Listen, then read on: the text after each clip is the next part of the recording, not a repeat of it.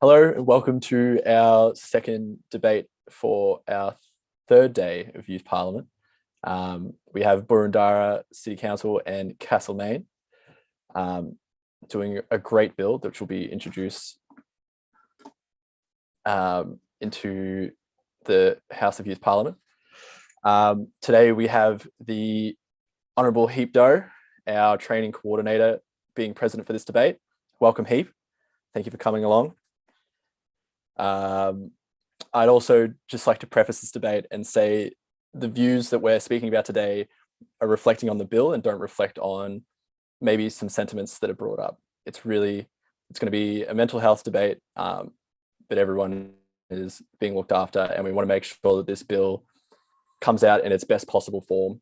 And with that, I will hand over to Heap to start the debate. Okay. Hello, everyone. My name is Heap. I go by he, him pronouns. I'm really excited to be the president for this debate. Really excited to see the Boroondara team present their sponsoring bill. But before I begin, and before we begin, I'd like to acknowledge the traditional custodians on land on which we all gather and pay respects to their elders, past, present, and emerging. And I also would like to recognise that sovereignty was never ceded as well.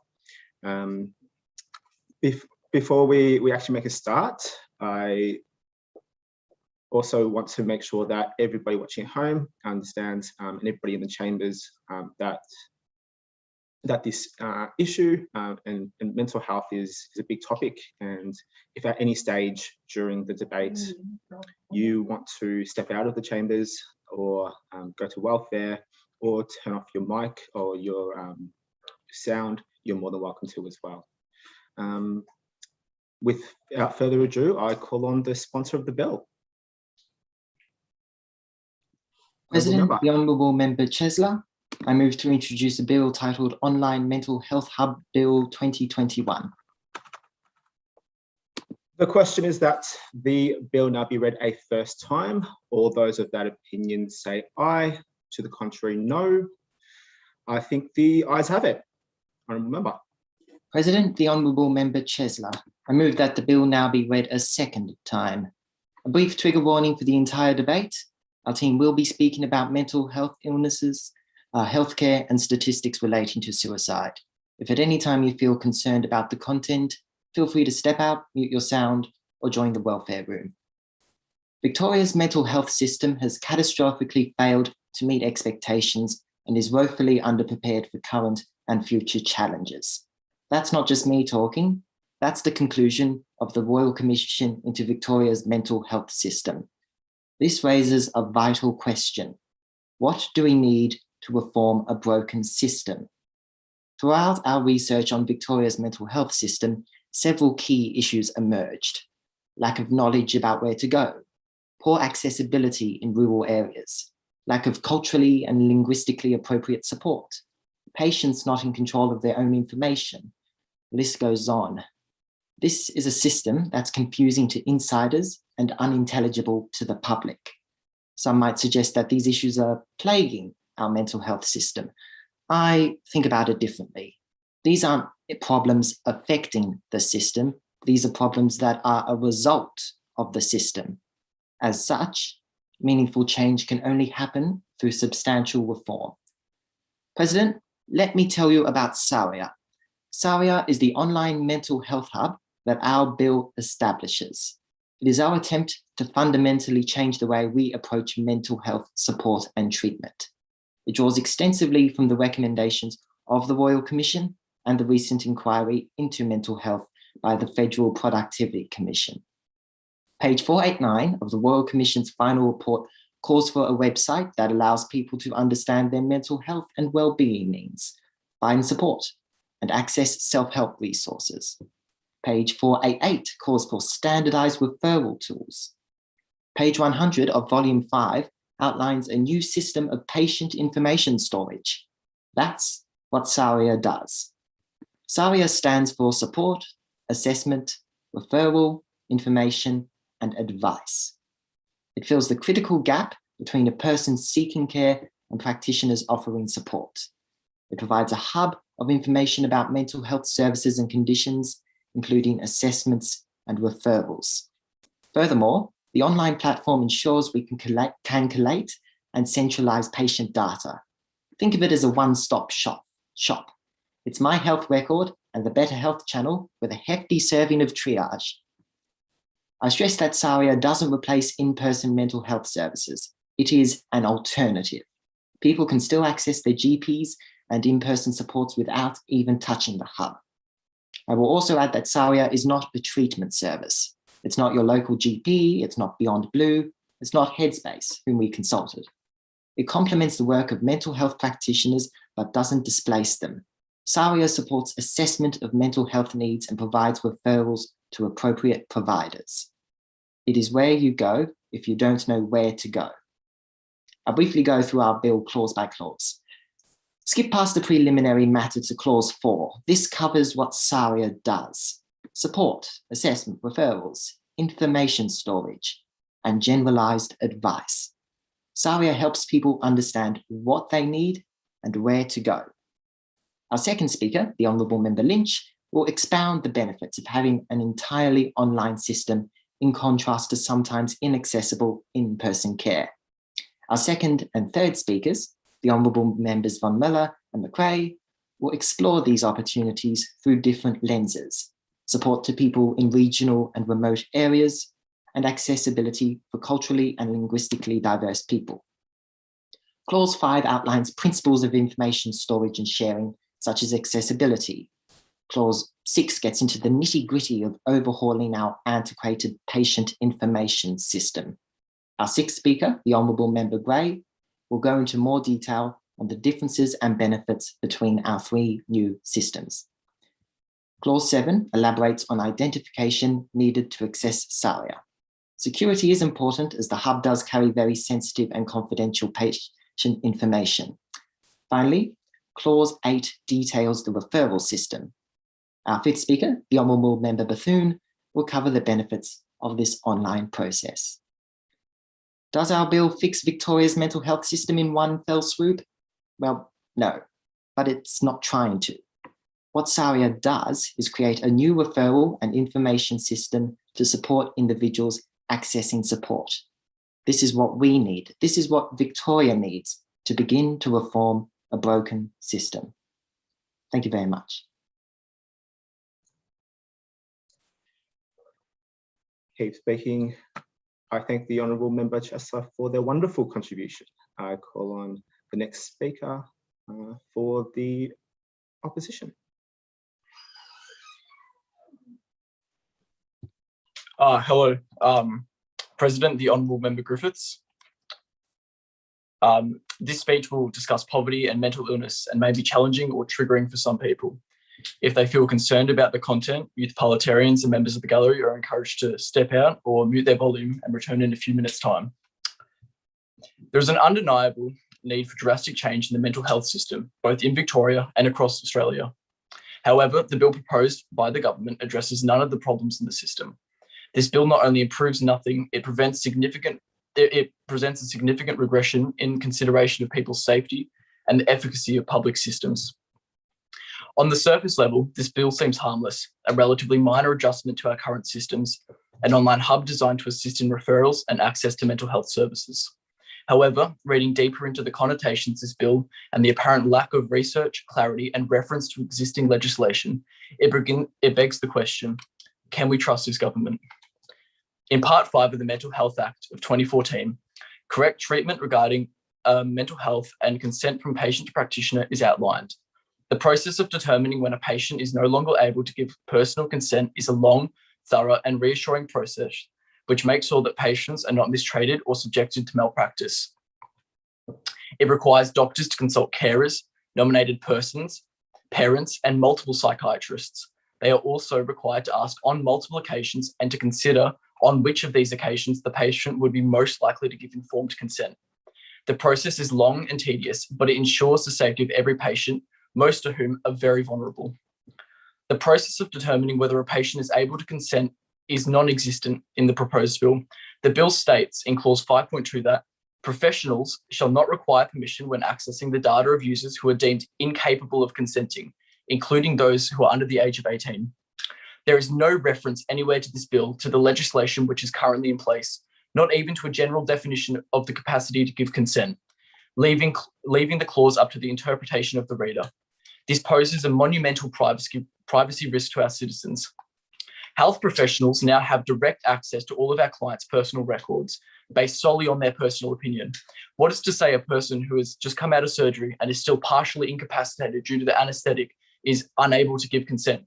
Leaving this ambiguous and decided by just one practitioner is a dangerous regression of our system, especially for children who are not exempt from this, even at a parent's disapproval. Where will this bill sit alongside current legislation and practice? There are already established services which this bill does not address. It is uncertain whether this bill will completely replace these systems or attempt to coexist with them. It is also important to mention that most GPs will not feel comfortable giving an online referral to their patients. This is reflective of the ambiguity throughout the entire bill and the lack of consideration or even perhaps knowledge of current practice. I also question the purpose of this bill. It seems as though it is well-intentioned, modern way of enabling particularly vulnerable people to access much-needed mental health support. But is it? Maslow's hierarchy of needs is a psychological theory in which each person has 5 basic categories of needs, each step building off the last. These categories are physiological, safety, love, esteem, and self-actualization. Our most vulnerable citizens often fail to fulfill their own physiological needs: food, water, and shelter. These people who are too often neglected children put everything they have into trying to find the next meal or place to stay for the night. How can we expect these people to be able to access a computer, let alone an internet connection? We already have a shortage of mental health workers in the state, though through this bill, even more workers will be pulled away from helping the most vulnerable and into new jobs. This cannot benefit these people who live without the most basic necessities. I ask, if the government wanted to have a tangible impact on mental health across Victoria, why try and fail to repackage our system? Why not call to provide more social workers, psychologists, doctors, and psychiatrists to help the most disadvantaged and most in need? Not only is this bill dangerous, but it puts a barrier in the path of those wishing to access mental health services. It has no positive effect on the current system, instead compromising and encumbering practice. What is the point of this change? All of the systems outlined in the bill already exist. This bill is a step backwards in accessibility, safety, and efficacy. Thank you. I thank the Honourable Member Griffiths for also their wonderful contribution as well. We will wait. Beautiful, thank you, Mark. Honourable Member Lynch. President, the Honourable Member Lynch. There is an issue, and that issue is that Victorians are not receiving the mental health care that they need, because in order to receive the care they need, they often have to rehash traumatising experiences every single year. The current Victorian system makes it so that when a patient wants mental health care, specifically so that it is rebated by Medicare, which many people need, they must go to their GP and receive a mental health treatment plan. In order to get this plan and be assessed for mental health needs, they would have to answer questions like, in the past 4 weeks, how often did they feel hopeless? And in the past 4 weeks, how often did they feel nervous?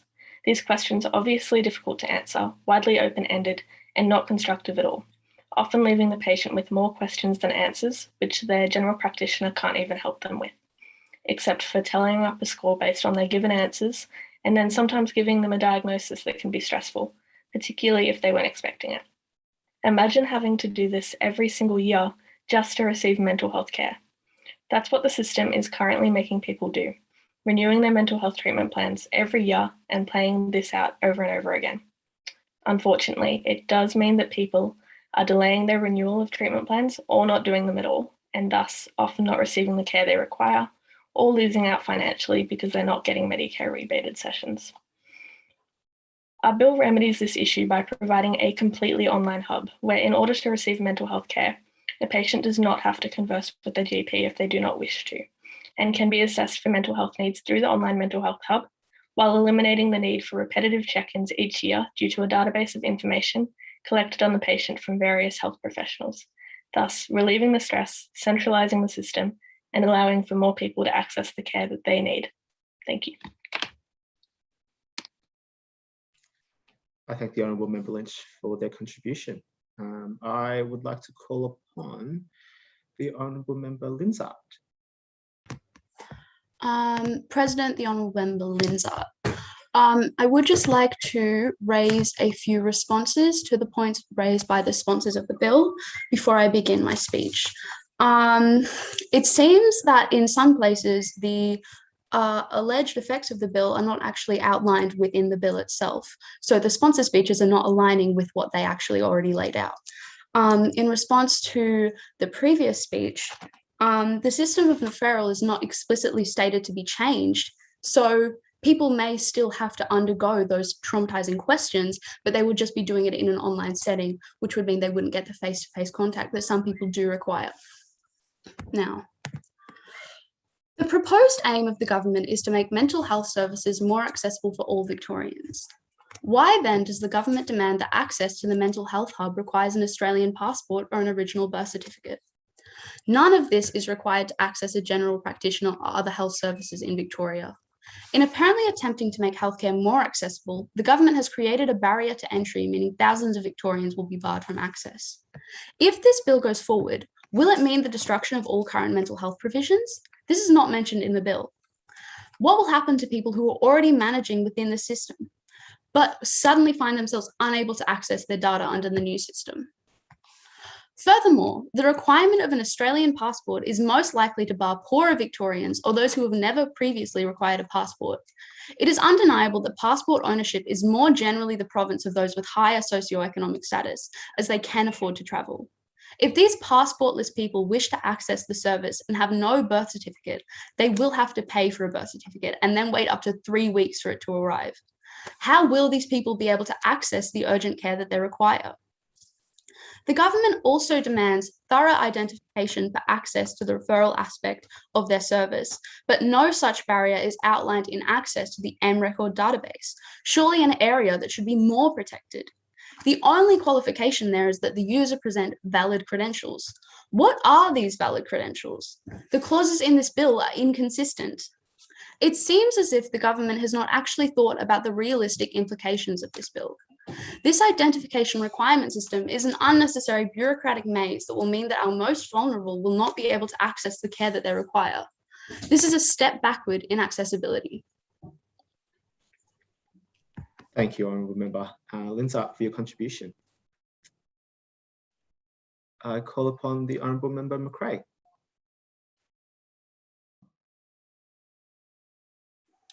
President, Honourable Member McRae, I'd just like to remind the Chamber that this speech will contain mention of suicide, so feel free to step away from the computer for a few minutes or join the welfare Zoom as it may be triggering. My fellow members have already addressed some of the issues with the wider mental health system, but I'll be addressing how this bill will particularly combat the pressing issues in regional and remote Victoria. About 28% of the Australian population live in regional and remote areas, yet mental health access is deplorable for Victorians not living in Melbourne. And this is evidenced by the Australian Institute of Health and Welfare reporting that the rate of suicide for residents of remote areas being 2.7 times that, higher than the rate for residents of major cities in 2019. This is appalling. Our fellow Victorians should not be disadvantaged simply because of where they live, especially when it comes to mental health care access, because it can literally be the matter of life and death. Our bill will address this by creating an online mental health hub with access to a range of mental health resources, including online referrals, assessments, and appointments with trained professionals who can provide support and advice through telehealth rather than simply in person, which it functions alongside, to those around Victoria, particularly those underserved right now in regional and rural Victoria.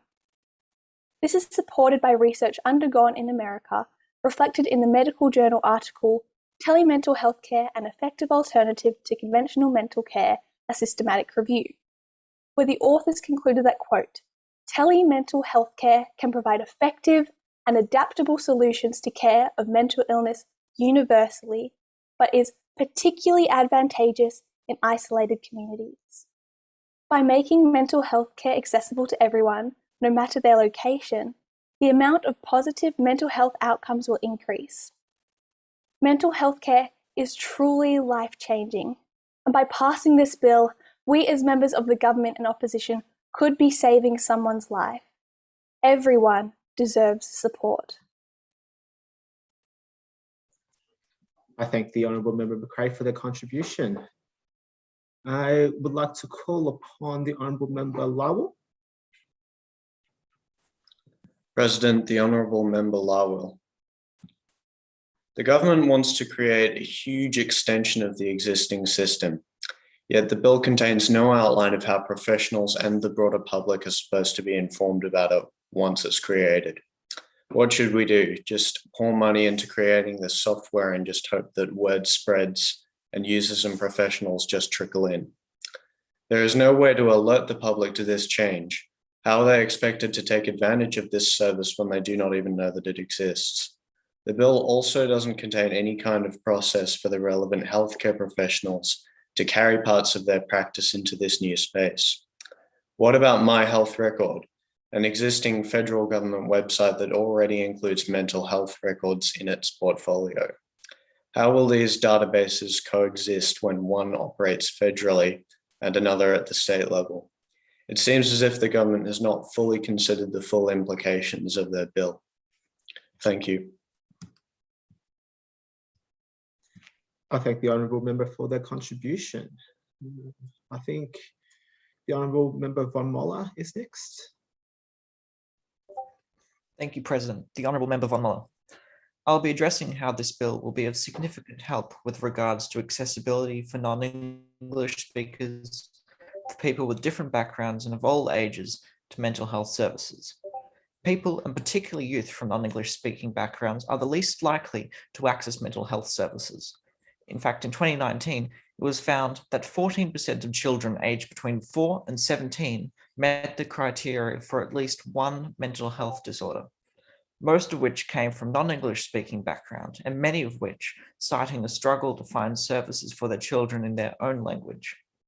In 2010, the Victorian government revised the AMHS, the Area Mental Health Services, which ensures that people who cannot speak English or who can speak a limited amount of English can access a form of interpreting and translating services.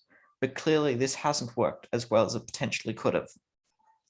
In general, children aged under 12 aren't very likely to reach out for mental health, mostly due to the fact that they aren't even aware that these services are available for them.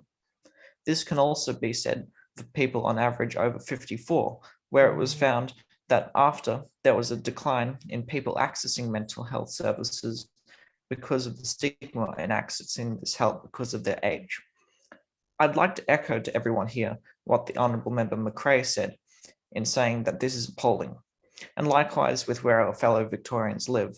Not only should they not be disadvantaged because of where they live, it also shouldn't be a hindrance in accessing help because maybe they can't speak English, or they have trouble speaking English, or for any other reason that may be preventing them from seeking such help, such as struggling with the stigma of accessing mental health because of their age. Our bill can help all of this by creating a mental health hub that would be available in any language needed, any form of assistance that could be needed, and getting rid of any stigma by having confidential, secure online referrals, assessments, appointments with trained professionals who can help them in their own language. It is vital that everyone gets the help that they need and about making it accessible to everyone, especially now. This bill could quite literally be life-saving. Thank you, President. I thank the Honourable Member Von Moller for their contribution. I'd like to call on the Honourable Member Duff. Thank you, President. The Honourable Member Duff. Now, this bill, though well-intentioned, is in need of some specific redoing. Take, for example, the inclusion in the paragraphs prior to the preliminary, the promise of a service that is not complex, confusing, time-consuming, and costly. Though it cannot be that one individual's experience can make up for many hundreds more negative experiences within the public mental health system, the Speaker must disagree with the contention that mental health services are necessarily costly. Certainly, though it may be true that for some, accessing services could be expensive, this is not the case for many Victorians. As the federal Medicare system operates, anyone with a Medicare card can seek a GP's referral to a therapist, counsellor, or psychiatrist at a greatly reduced fee through bulk billing plans and financial assistance of the sort.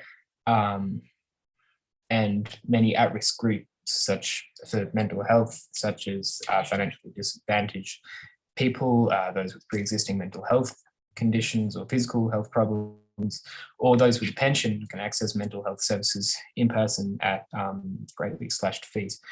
What we as a state must address is ongoing therapy costs and the price of GPs, psychiatrists, and therapists for members of our society which have fallen through the gaps. And that I've seen no evidence of in the government's bill. Thank you. I thank the Honourable Member for their contribution. I call upon the Honourable Member Bethune for their contribution. President, the Honourable Member Bethune. I want to focus on Clause 6 of the bill, which focus on the I in SARIA, information, specifically patient information.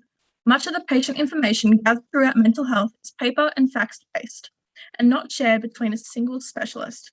This means that every person a patient may see. Sorry, Honourable Member, can we just pause?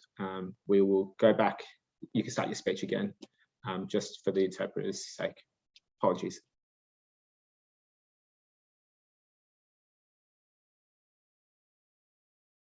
Honourable Member. Just go from the start or where I was? From the start. Okay. I want to focus on Clause 6 of the bill, which focuses on the I in SARIA, information, specifically patient information. Much of the patient information gathered throughout mental health is paper and fax-based and not shared between a single specialist. This means that every person a patient may see as part of their mental health treatment plan doesn't know the patient's specific needs. The patient will have to retell their experiences, as already stated by the Honourable Member before, of their challenges, experiences, traumas and struggles with basic strangers, such as GPs, counsellors and psychiatrists and clinicians. Currently, I am studying community service, and one of the things community service workers have to do is assessments. As part of these assessments, you have to take into account the patient's physical and mental health. The patient shouldn't have to, as stated before, go through their challenges, experiences, and traumas all over again. And this bill will help community service workers and all service workers that help patients not only help the patients not have to retell and relive their traumas, but also find the best way to help the patient.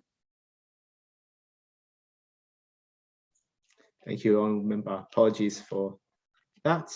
I'll call upon the Honourable Member Grave. President, the Honourable Member Grave.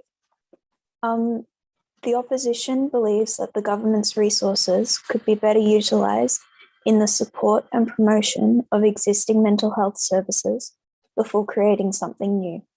There are several online-based mental health services and interpreting and translation services already operating within Victoria, which, if strengthened by the government's support, could provide the services that they wish to provide. In addition to this, the storage of medical information proposed by this bill is also a double up. In order for the M record to function, there will have to be a lot of attention to the organisation of the data so as not to clash with My Health Record. My Health Record is a federal initiative that already stores some of the data that the government proposes to collect and store on the M record, such as hospital records and prescriptions.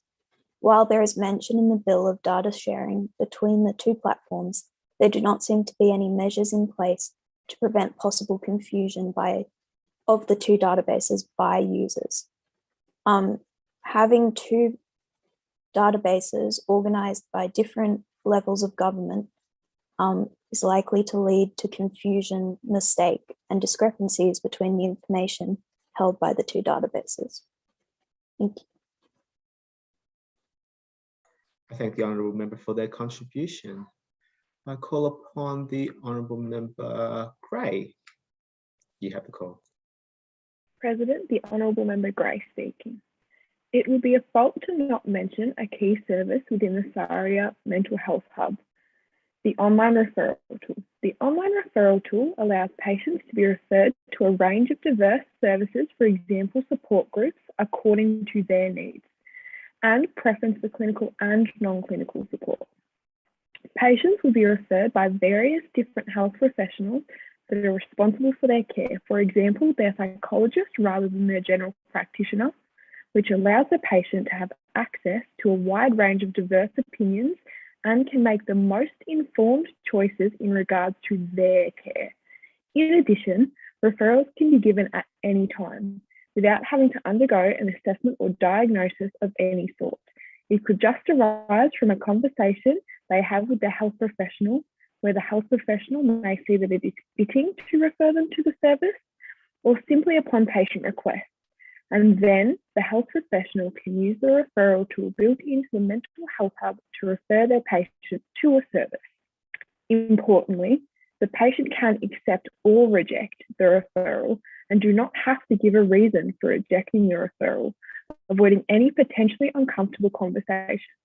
As such, giving a patient far more power over the direction of their mental health plan than, say, what the current Victorian system may entail with the mental health treatment plans, as the Honourable Member Lynch mentioned, where it is less flexible and most referrals occur through the GP at the time of creating these plans.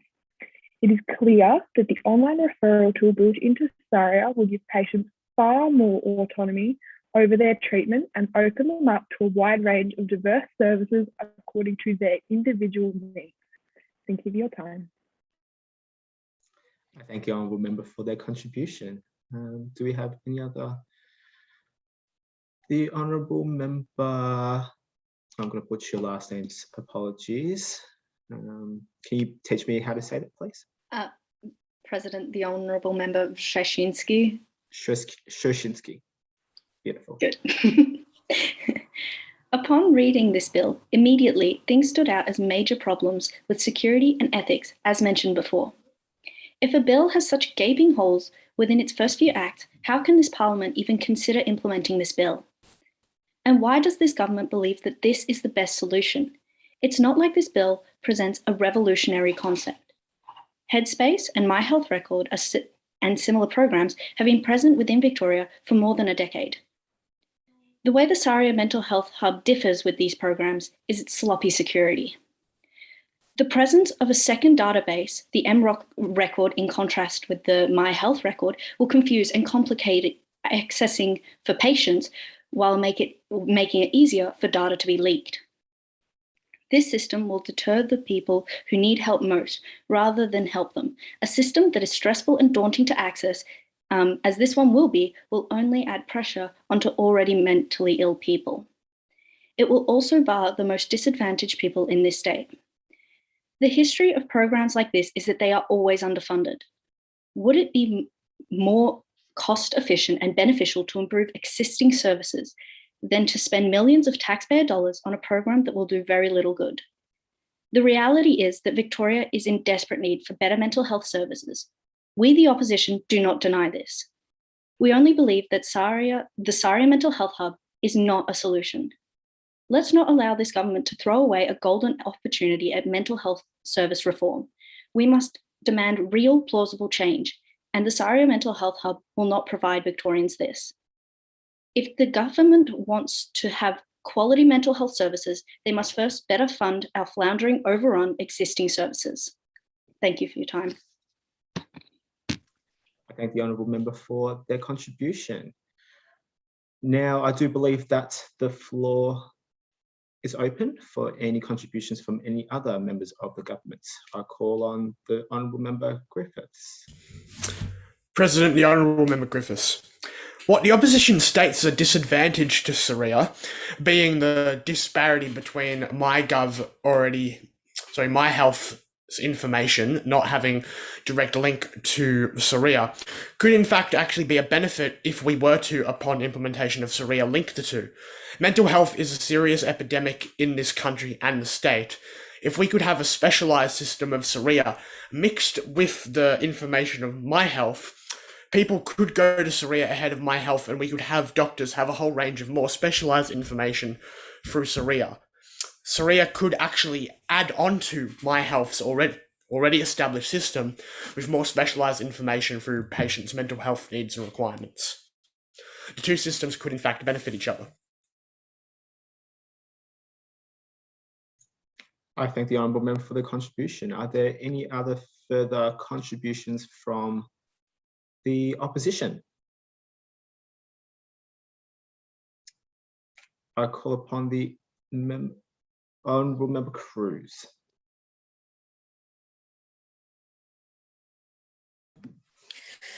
President, Honourable Member Cruz. The bill hasn't specified how they're going to provide for deaf and disabled people, deaf and disabled people that experience more depression and mental health issues. Thank you. I thank the honourable member Cruz for their insightful contribution. I call upon the honourable member Fitzsimmons. President, the Honourable Member Fitzsimmons. I would like to point out that the My Health record is for all medical information. This is accessible to allied health professionals as well as doctors, psychiatrists, people that work in pathology labs and even pharmacies.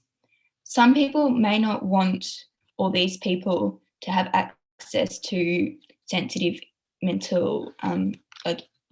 sensitive information surrounding their mental health. And by separating the two, it allows an element of confidentiality. Thank you. I thank the honourable member for their contribution. Are there any further speakers from the opposition? I call upon the honourable member Din. President, Honourable Member Din speaking. This bill's premises are too shapeless and obscure.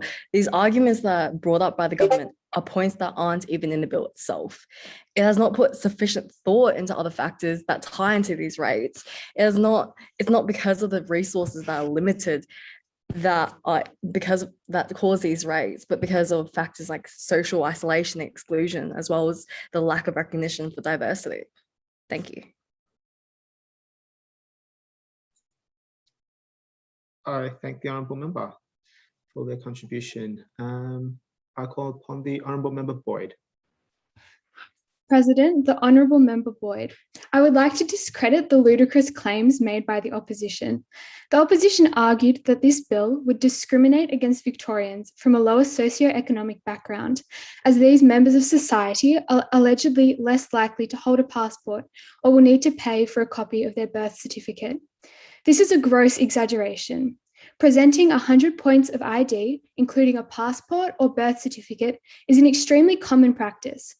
Such forms of ID are required to attain a driver's license or open a bank account. In fact, almost all official documents require these IDs. As such, almost all Victorians have access to these documents, and it does not discriminate against certain groups. I thank the honourable member. Are there any further speakers? I do believe the honourable member Bocheska. President, the Honourable Member Bocheska. There are many faults that lies with identification documents. For example, for dates. Like for a passport, one of the primary documents shown in the bill can be used, though the expiry date can determine if the passport can be used for ID. Same goes with other documents. Depending on for the passport, getting it renewed if it's expired can be a hassle because it's not international travel. So there might be some difficulty in getting it renewed and for it to be useful for ID. And same goes with other documents. Expiry dates can determine if they can be used for ID. Thanks. I thank the honourable member. I call upon the honourable member Fair. President, the Honourable Member Fur. While the opposition have been well intended, they've failed to recognise how daunting being pushed around in the health system is until you finally find someone who can give you the accurate and right support, which actually may deter them from reaching out in the first place.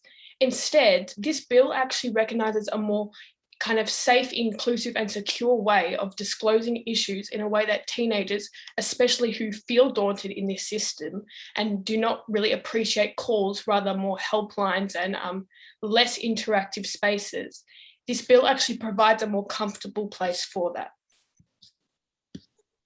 I thank the honourable member for their contribution. Any other speakers from the opposition? The honourable member Dennis.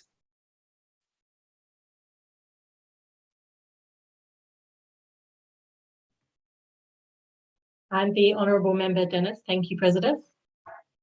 I think that the bill is important because, it's important that we have access to mental health, especially through coronavirus. There has been high rates of people's mental health being impacted, and we aren't able to meet face-to-face to vent our feelings.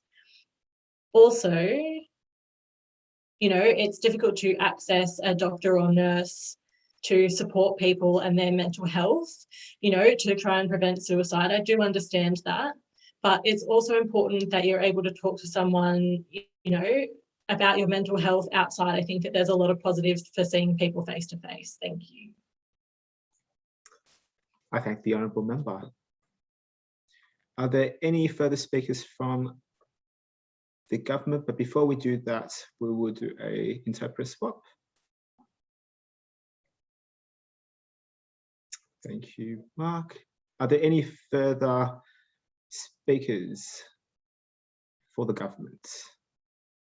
I call upon the Honourable Member Butler.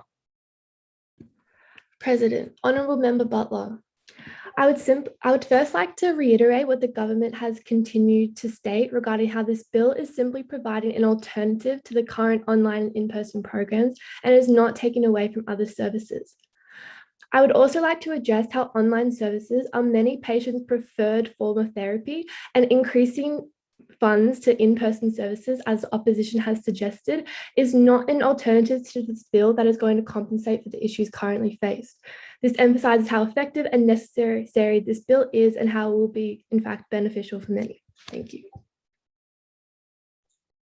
I thank the honourable member for their contribution. Are there any further speakers from the opposition? I see the honourable member Beard has raised their hand. I call upon the honourable member. President, the honourable member Beard. Something not covered in this bill is the protections for people who perhaps have people they know who work in the medical industry.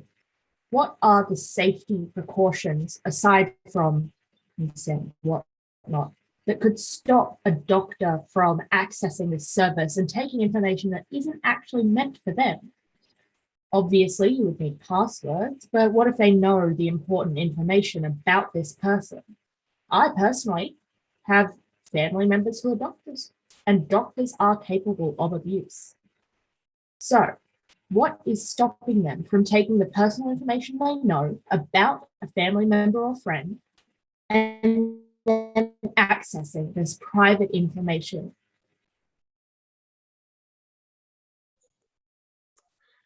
I thank the honourable member for their contribution. Are there any further contributions from the government?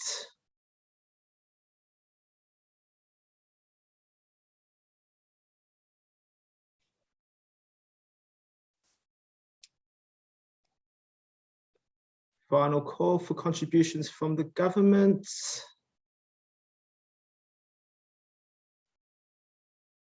I'm going to take myself out of my chairing responsibilities for a second, but anybody who hasn't spoken yet, I definitely encourage you to get up and speak, even if it is for 10 seconds, for 20 seconds, it's still a contribution.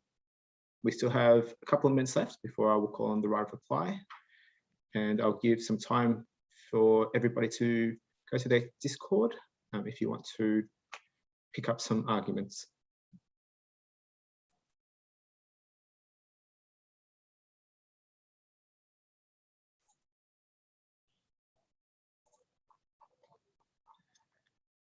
All right, I see the Honourable Member Paul has raised their hand, but the Honourable Member Paul is from the opposition. I'm looking for a member from the government. Apologies.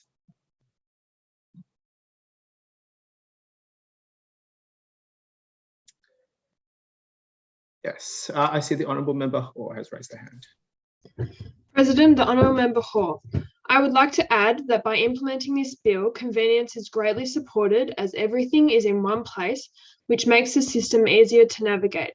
Like in current translation, self-help, etc., are all in different places and provided by different organisations. Therefore, by implementing this bill, it becomes extremely convenient for everyone to access.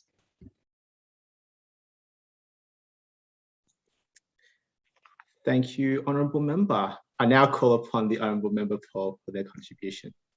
President, the Honourable Member Paul. Firstly, I'd like to point out the lack of community engagement that the government has actually partaken in. And on behalf of rural and regional Victoria, I'd also like to point out that the electorate that they're representing isn't rural or regional. So how can they voice the concerns of rural and regional Victoria if they haven't partaken in any community engagement programs and asked rural and regional Victorians what they think they may need to improve the mental health services, as we're so often overlooked. So I think the involvement of rural and regional Victorians would really be beneficial in this bill. Thank you. I thank the Honourable Member for their contribution. Are there any further speakers from the government?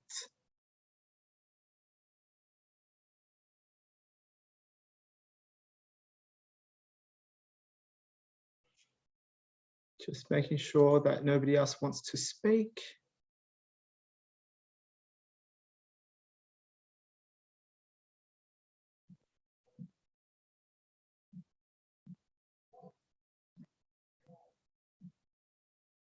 Final call.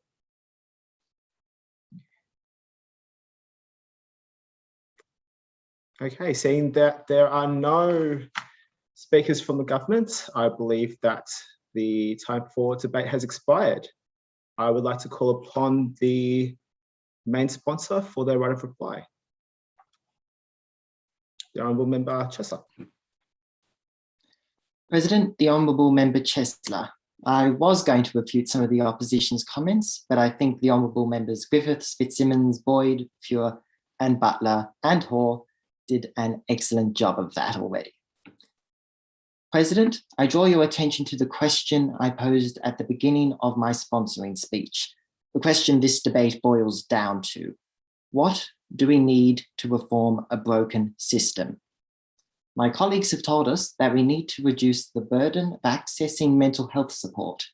We need accessible healthcare for all, regardless of where we live.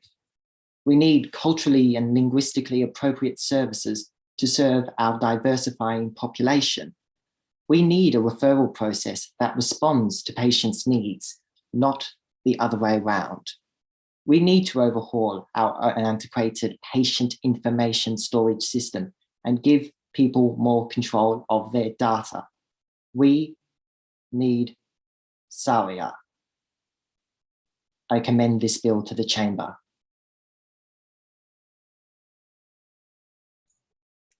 I thank the Honourable Member for their right of reply. We will now go to a vote. The question is that the title, apologies, get the title of the bill up. All right.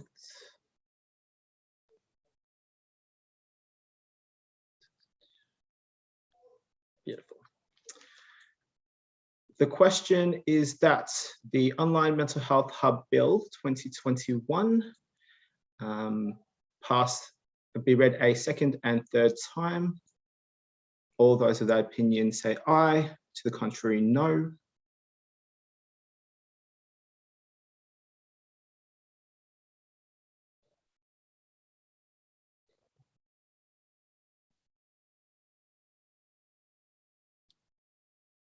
I believe the ayes have it. That concludes the end of the debate. I congratulate the sponsoring team on passing their bill in Youth Parliament, and I congratulate all on a wonderful debate.